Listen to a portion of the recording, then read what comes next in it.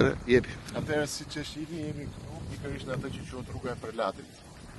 Dhe si e shihni nga dalja e mbrëmshme e lumit të Erzen ka një prurje uji të shumtë. Dhe me thënë të drejtën është një zonë e cila tani me ka dhe rrugën e bllokuar, ka shumë shtëpi që janë në ujë. Dhe kjo vjen si pasojë thjesht sepse hidrokurimi i hamallit sot është dhe mbrëm dhe pa mbrëm është jashtë funksion.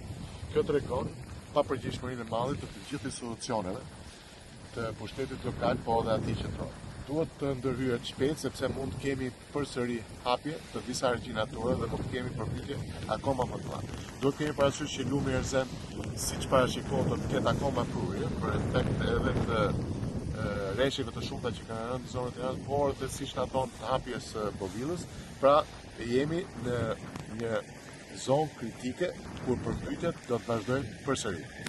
I bëjmë thirrje qeverisë që boll propagandës, boll fotove dhe reklamave të jenë pranë qytetarëve dhe të marrin masat parapraktikë. Faleminderit.